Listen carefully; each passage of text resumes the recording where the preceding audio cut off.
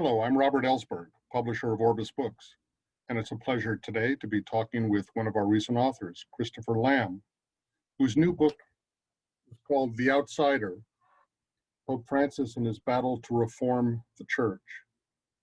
Chris is a Vatican correspondent for the Tablet, the British Catholic journal, and he has been living in Rome for the last 5 years, up close covering the papacy of Pope Francis.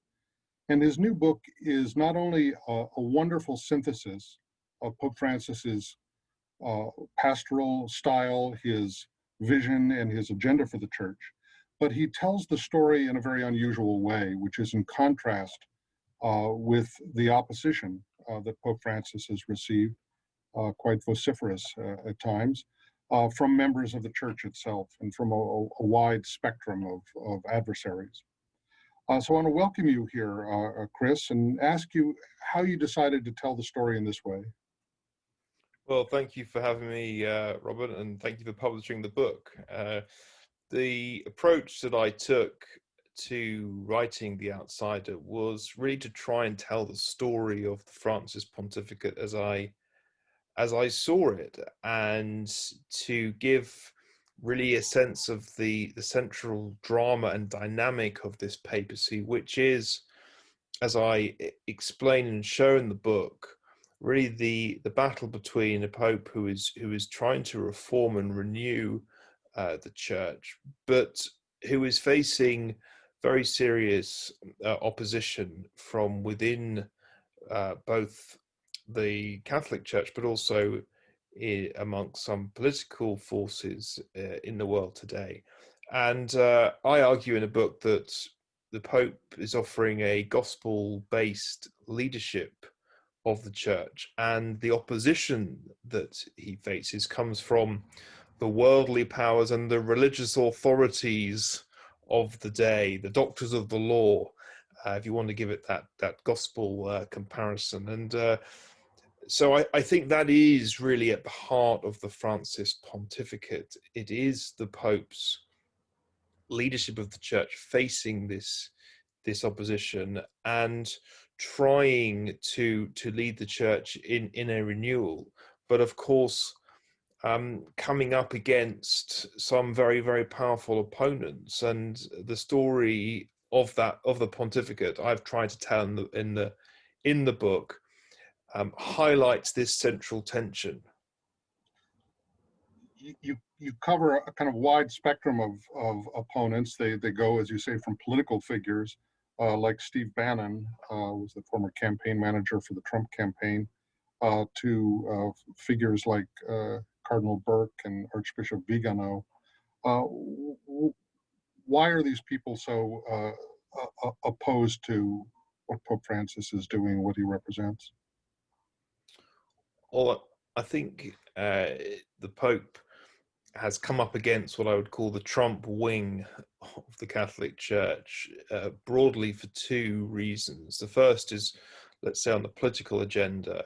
The Pope has repeatedly called for help for migrants. He's called for dialogue with other religions. He presents a geopolitical vision that really is at odds with the nationalist populist tide that we see in so many parts of the world. So he stands in opposition to the people who want to build walls, for example, and so therefore has faced a lot of vociferous attacks in that area. And then I think in the church field and spectrum, he's faced opposition because he's refused to follow the agenda of some in the church that there should be a focus on, say, one or two issues of doctrine or one or two particular areas of the church's teaching. And he's refused to follow that kind of culture war agenda that we have seen and we do see in parts of the Catholic Church. And for that reason has faced a lot of criticism and attacks, because his vision, which he set out early on, is that the church can't just present a kind of inconsistent multitude of doctrines. It has to present compelling, gospel-based vision that speaks to people and speaks to their hearts and their needs today in a way that the gospel should and does speak to people. And so it's not about a kind of ideological agenda that some people want to see the church adopt. It is that gospel focused one. And that's, I think, why he's faced opposition from within the church. Well, in that light, the motif that runs through the book, the quotations that you insert very tellingly from the Gospels that show Jesus's confrontation with the doctors of the law and the scribes of his own time, kind of reinforce the idea that this is not just about Pope Francis and the church today, but maybe represents a long-standing kind of tension between different religious styles. One that emphasizes humility and mercy and reaching out to those on the margins, and one that is more cultic and emphasis on law and doctrine and making sure that there are kind of rigid walls to protect the church from all the problems outside. That's right. And I should say that the Pope's reform and renewal agenda is not just a one-man crusade. It is very much rooted, as I've said, in the Gospels, but also in the Second Vatican Council, which sought to give the blueprint or the framework for the church of the 20th century and the church of the third millennium. So he is very much rooting his reforms in that tradition. It's not just his own personal ideas and crusade. And I think what the challenges that the Pope has faced show is that when inside the church you try and if people try and reach out to those not inside the church or the people who might be interested but are not engaged, you can run up against opposition internally, and there is that tension. And of course, it's natural in any community or any institution to have internal opposition, but it is quite pronounced and difficult within the church context that when the Pope gives a really respected and compelling message about God's mercy being all encompassing, about the needs around climate change and how the church must be involved in protecting the natural world, that those messages resonate with many people. The majority of Catholics, the majority of people of goodwill, I think, would be in agreement with the Pope. But there is this small minority who really don't like that, and so I think that is one of the central tensions that we see within any attempt to reform the church, in which Pope Francis has seen. And his papacy has been, as I hint in the title, about being associated with the outsiders, with those who are not necessarily always signed up to every jot of what the church has said in the past. He's trying to build a kind of broader alliance than that. To what extent has he kind of fulfilled the agenda that was implied in his choice of a name as Francis after St. Francis of Assisi? Well, I think the choice of St. Francis is extremely significant. Of course, this Pope is the first one ever to choose to name himself after St. Francis of Assisi, and it's a very dramatic and bold decision that the Pope made. And it's for that reason, one of the reasons why I call him the outsider, because he is the first Jesuit Pope, the first Pope from the global South, from Latin America, and the first to choose this name, St. Francis of Assisi. So it is a really bold message that he's trying to give. And that message of St. Francis of Assisi is really a challenge in itself, or a reform message in itself, because St. Francis was not a priest. He was not part really of the clerical structures. He talked about a radical humility and poverty, and that's something that the Pope is trying to live out and trying to hold up. And he really, I think, is trying to hold up St. Francis of Assisi as a model for the church, and that in itself is very, very significant. St. Francis, of course, his mission came from a vision that told him to rebuild the church. And he did that, initially by kind of reconstructing chapels and things. And he really realized it was kind of a reform, a renewal of the church by recalling the features, the image of the poor Jesus. And Pope Francis has done that in so many ways, and it seems to be one of the things that really irritates some of his adversaries. Yes, that's right. And I think that's because that radical message is a challenge. It's a challenge to everyone in the church and everyone in the world in many ways. And some people don't like being challenged. As you were finishing the book, the Amazon Synod occurred last fall, and you added an epilogue, which I'm certainly glad you did. You said that what happened at the Amazon Synod almost seemed to represent, these kind of forces in collision coming to a head. What did you mean by that, and what do you think, in retrospect, that all was about? Yes, so I think the Amazon Synod was a kind of crunch point in the Francis pontificate. It was an attempt by the Pope to get the church in that region to find ways to respond to the crisis in the Amazon, to respond to the environmental destruction. Of course, the synod took place just after the fires were raging, and he really wanted to open new pathways. He talked about, well, that's what the synod talked about, but he faced a lot of difficulties because there were people who really found the synod process, the synod moment around the Amazon, as some kind of affront to their view of what the church should be. And one of the big debating points was over this whole idea of enculturation, the idea that the church or the Christian message is not